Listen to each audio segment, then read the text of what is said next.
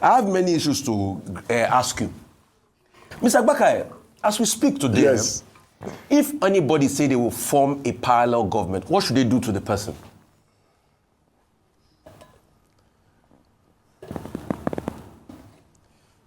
Well, you know, we are running a presidential system of government. Yeah. I don't think, you know, that is proper to start, you know, doing a parallel government that was suggested earlier. Yes. Okay. That was suggested by, what's the name of this popular economist from Delta? Yeah. He suggested it sometime. He suggested it sometime 2 or 3 months ago. He called it a shadow government. It is very disingenuous. Okay, he calls it a shadow. It's similar. Okay, it's similar. If anybody talks about a parallel government, I think they should be rebuked and condemned, right? We should rebuke and condemn anybody that talks. Thank you. Do you know your party, APC, said they will form a parallel government if they didn't win the 2015 elections?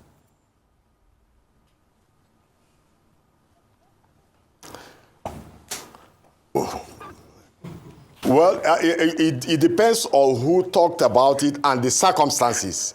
As I speak to you now, you know, I don't really understand the circumstances for that particular statement.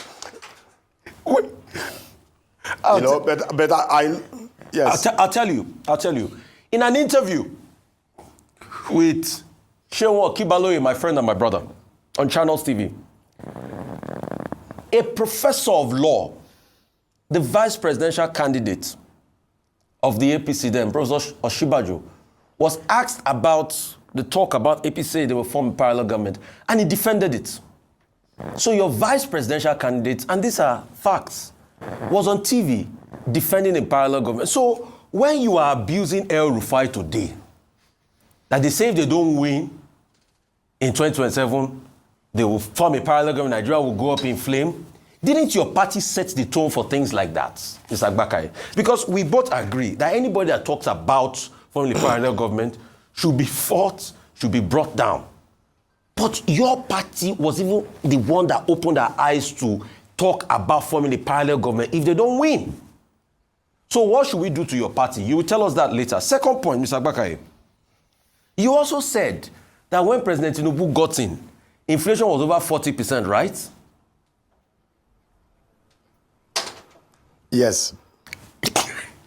Where did you get that data from?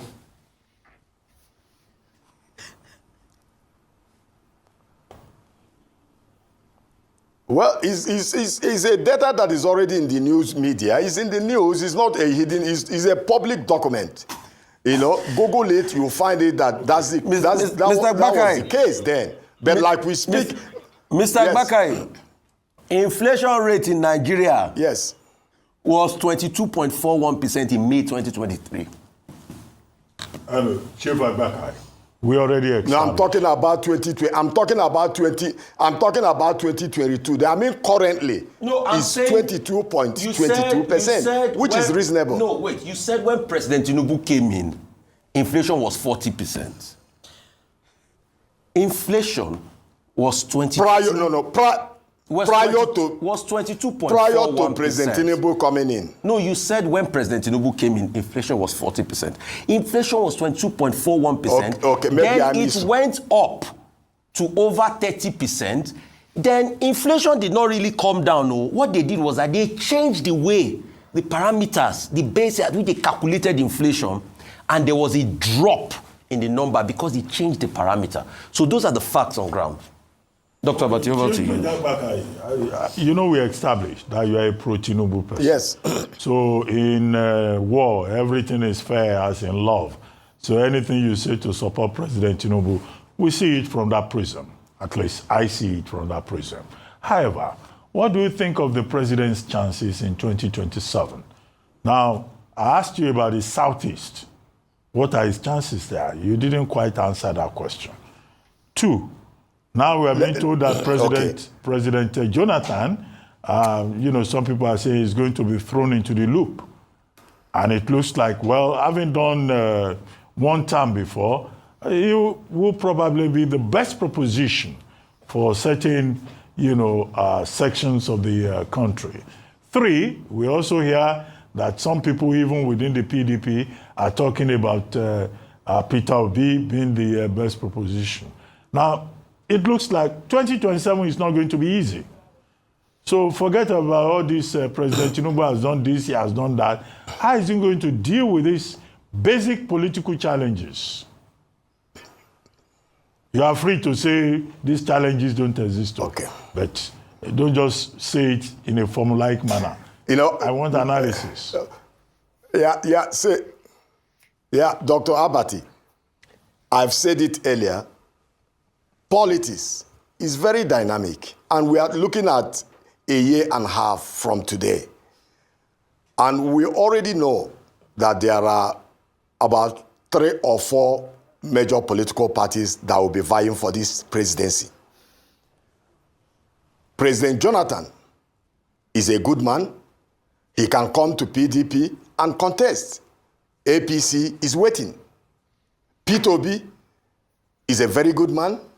He can come to Labour Party or ADC and contest. The same thing is applicable with Alhaji Atiku Abubakar. APC is waiting, you know, but you have to understand that in politics, we are talking of the track record of the president. Is a major variable also in the southeast is the issue of Nnamdi Kanu. That is a major variable that will also determine the election in the southeast. And I'm quite sure that as time goes on, our president is a father figure who understands the intricacies and underpinnings of politics and governance. Okay, on that note, thank you very much, Chief Agbakahi, for joining